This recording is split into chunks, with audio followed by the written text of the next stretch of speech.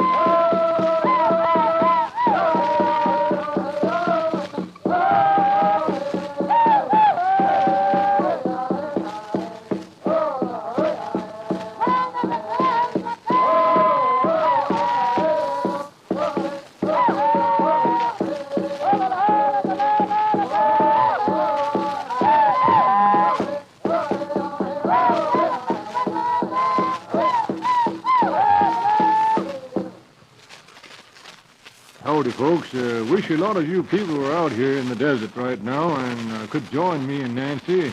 You know, I'm taking her up to see Acoma. It is the most unusual Indian village in all the world. Why, here she comes now. Alcola, Uncle Luke. Alcola. Alcola. Well, I sure feel good. I'm glad you're here, Nancy. Yep, I got it all planned. You know where you're going today? Are we going to see Alcoma? Yes, sir. I'm trying to act as guide to some school children. Or is Addie going with us? Nope, we are to meet them up there. How far is Alcoma from here? Do tell me about it. Well, in describing it to tourists, I usually tell them Acoma is about 30 miles east of Santa Fe, in the state of New Mexico. It is a 70-acre solid rock formation about 400 feet above the ground and 7,000 feet high. Do Indians live up there? Yep, about 500 Pueblos live on the top of that desert mountain. Matter of fact, Acoma is the most mysterious Indian village on the American continent. The steep, impassable walls and overhanging spires make it impossible for anybody to climb to the top of the village. Well, that is, unless they go up on the old Indian trail. Well, is that the way we'll go? Well, it's the only way we can take.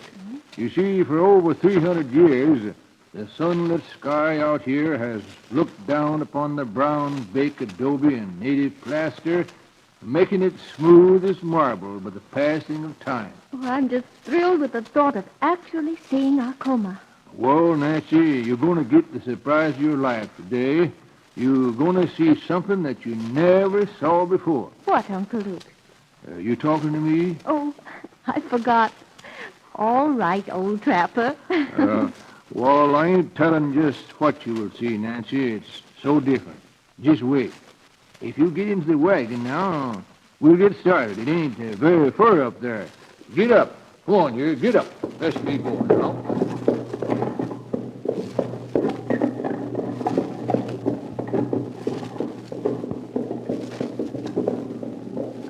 And so the old trapper and his beautiful niece are on a sandy Indian trail that leads across the barren wasteland, on up to a fantastic solid rock formation, an ancient Indian village right out in the middle of the New Mexico desert. Here we now find Nancy's eyes wide, eager, her heart beating in a land of color and mystery. Oh, I simply can't get over wondering about such a view. Words fail me. Why, no other place in all the world like this, Nancy. What's more, the Indians living on top of that rock mountain grow squash, beans, corn, and potatoes. Why, how can they grow all those things out of solid rock? Well, matter of fact, a Spanish padre by the name of Narcos de Niza was the first stranger to discover New Mexico. They've been growing things up there for a long time. As a matter of fact, Niza was killed by the Indians, but he was followed by other padres who came out here to teach the Indian Christian faith. And in 1859, now let me see, it was 1598, kind of getting the story turned sometimes, It was in 1598 that a Spaniard by the name of Oñate came here to colonize this country and to establish missions among the Indians. Construction work went forward for a while, and there was peace and a new world for the Indian. But greed and deception made the Pueblo rebel, creating the Pueblo War of 1680, a terrible war. The Padres were killed, the mission destroyed, and most all the records were burned. But 98 years later, the unfaltering, patient Padres were succeeding in their effort to rule New Mexico. Do they have wars now? Well, a lot of wars in those days, but sometime later, when old Mexico was under the rule of Spain, she kind of got to thinking about what she could do for herself, and so she rebelled. And after a long, tragic war, in 1810, Mexico was under her own rule.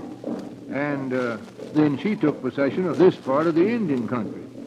But in later years, the war with the United States, Mexico had to give herself up to America.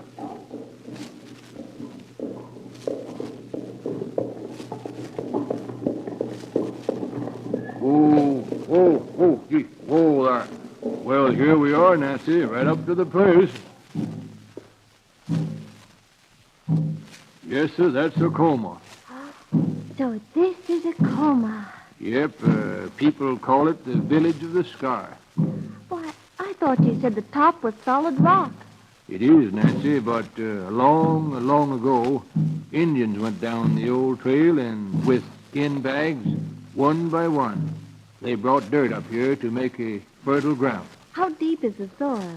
About 6 to 40 feet. Look out there. Now, what do you think of that place, Nancy? Is that a cemetery? Yep, a real old graveyard. The tallest made a frame box 200 feet square, about 40 feet deep, and then they filled the pit full of earth from the far-away valley.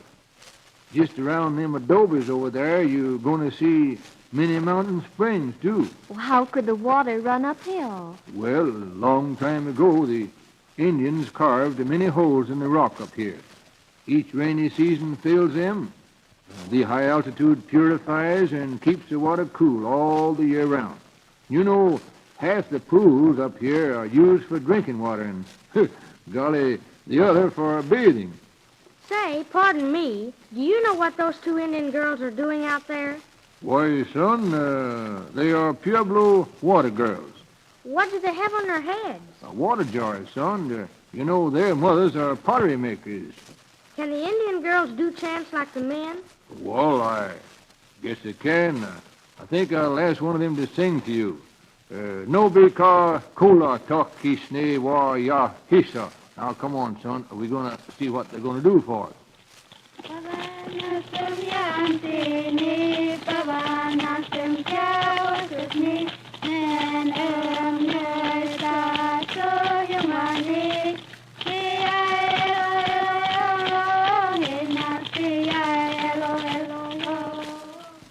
Golly gee, that was certainly interesting.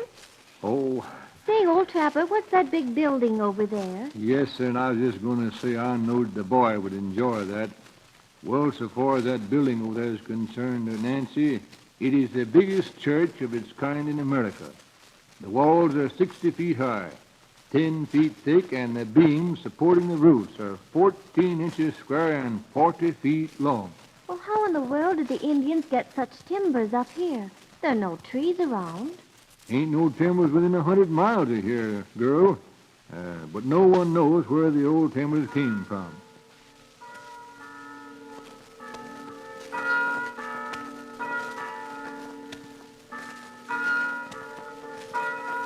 Oh, what beautiful chimes.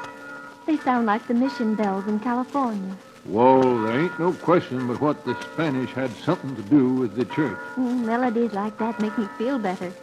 Yep, anybody who will listen to bells like that every day can lead a better life. Well, who couldn't appreciate such art and melody? I won't be happy until I see inside that church.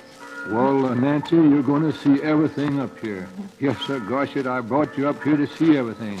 I know the chief pretty well, and I come this way every now and then, and I give him something to make him know that I appreciate his friendship.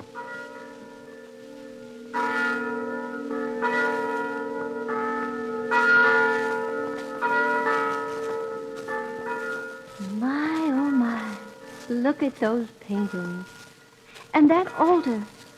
We never see any carvings like that in the modern churches. Well, Spanish atmosphere is in the place all about. It's no question about that, Nancy. But you can see a lot of things in here that nobody ever saw in Spain. Look at them paintings up there on the wall. I guess the Indians must have had their own religion long before the Spanish came here. Oh, Uncle Luke. I'll not call you old trapper now. You're Uncle Luke to me. Oh, look at that ruby sunset. I've never seen anything so beautiful in all my life. It makes me want to do things. To write, to sing, to dance with bare feet in a garden of red roses. Yep, out here in the village of the sky, Nancy, the land of make-believe, moonlit nights, rosy dawn and silver sky, days of solitude and a golden sunset. You know, they bring peace to those who appreciate the beauty and the freedom of the great outdoors. Acoma, the land of mystery. Yes, and glorified by something more beautiful than my pen can portray. That's what I'll write and send to Mother. Acoma, village of the sky. The most fascinating Indian village in the world.